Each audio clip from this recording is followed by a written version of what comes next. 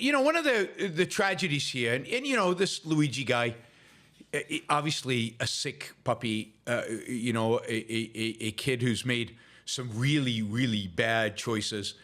But yet again, competent enough to be able to build his own gun, get a silencer, or print a silencer on a 3D printer. Research his prey, find who he wants to shoot, and then really, like a pro, shoot the guy in the back, make sure he's dead, and walk away. So you gotta, this guy might be crazy or might be psychologically sick, but he's also incredibly competent and has certain faculties completely there. It's a combination, right? And I think the response to what he did is more, in many respects, is scarier than what he did. He's a one-off. But the wanted posters, the commentary, the weak defense of United Healthcare, the weak defense of its CEO, the guy was killed. Just the whole thing, is just sickening and upsetting and disappointing. And and then of course this is a great opportunity to gang up against insurance companies, right? So I thought it would be worth just a minute to say something about Brian Thompson, who I don't think was just a nobody, just a gray-suited businessman. This was an extraordinary business leader. This is a guy who came from a small farm, worked incredibly hard, was smart by all accounts, did well in high school and did well in college, and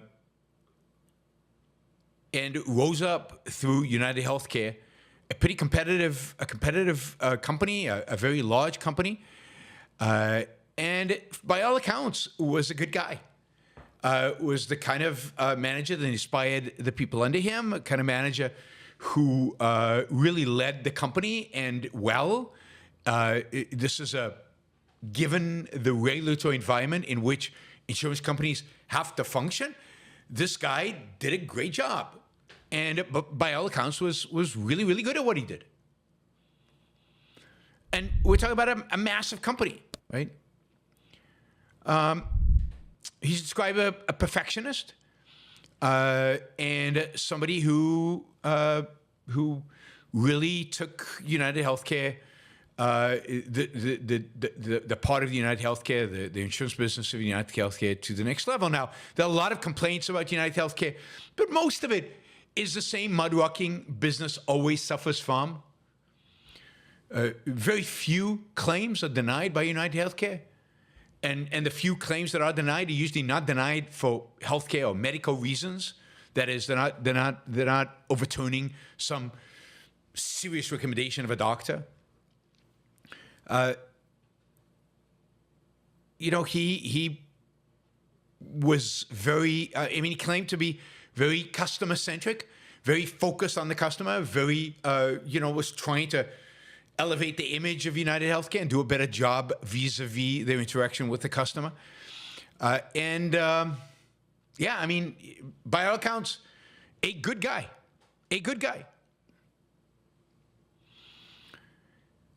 I'll also say that,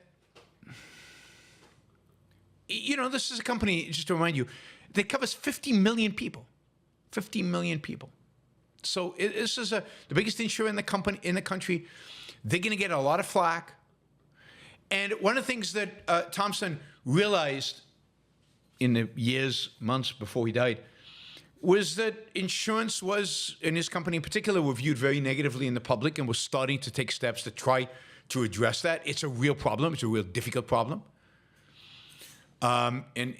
He was completely aware of it and thought it was unjust and was trying to improve customer service and customer communication so that the industry was better understood. During COVID, it sounds like he really stepped up. There was a point at which there was this pool of money allocated for hospitals and regional health centers, to be able to keep running and to be able to keep paying payroll and to be able to keep providing services when everything was in lockdown. But the government had no idea how to get the money to the hospitals, had no idea how to get the money to these regional healthcare providers. And Thompson stepped up and created an organization within the organization that basically allocated these resources to the places they needed to be used. We're talking about billions and billions of dollars, and $135 billion to be exact. So it was distributed through a United Health-backed fund, United Health Fund, and supposedly kept thousands of hospitals and other healthcare providers afloat during the pandemic. So it's a guy with initiative. I mean, a real CEO, a real business leader. And we should remember that, and we should celebrate that. He was, by all accounts, one of the good guys. One of the good guys. And it's tragic. It's tragic that he was killed, even if this is not the beginning of a wave of murders of CEOs. I really hope it's not. I don't think it is. I think this Luigi guy was obviously a nutcase who has real psychological problems, but the response has been scary in terms of how many people supported this.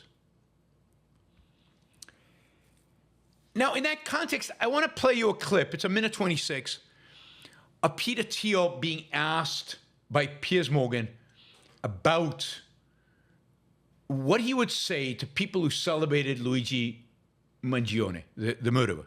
What would he say to those people? And now, this is Peter Thiel, one of the great venture capitalists of our world, really one of the great business leaders in the 21st century, one of the PayPal mafia, somebody who really helped tilt Silicon Valley to the right, good or bad, as that might be, but he is the first guy who tilted that way and brought along the others.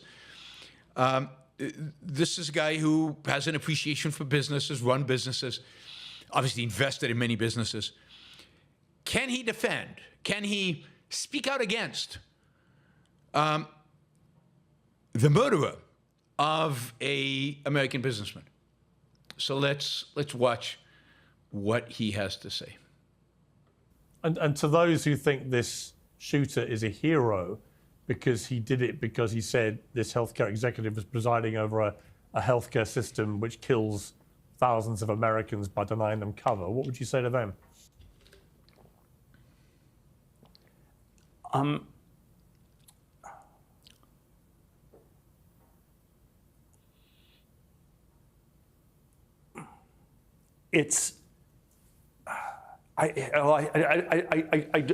don't know what to say.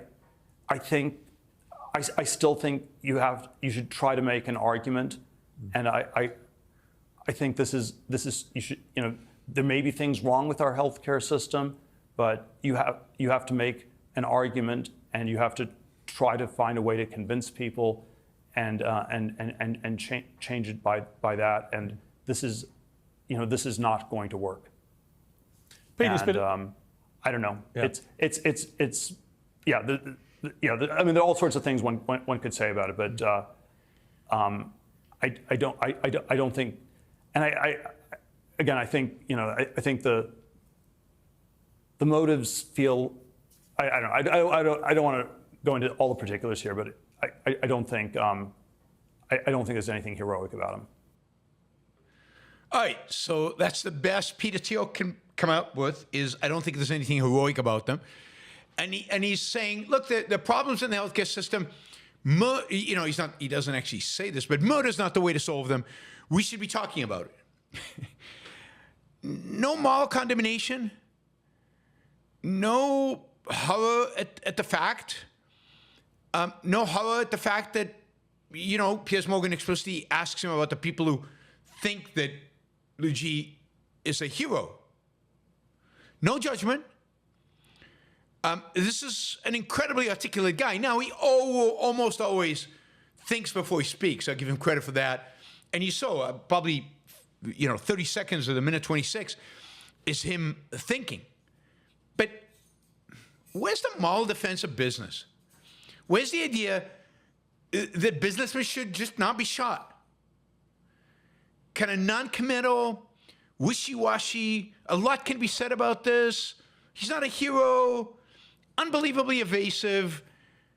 It's sickening and disappointing. I know Peter Thiel. This is a guy who loves Ayn Rand, read Atlas Shrugged more than once, read The Fountainhead more than once. And this is the best he can do on big-time television. To comment on a CEO who's just being murdered, it's just, more than anything, it's sad. It's pathetic. It's disappointing.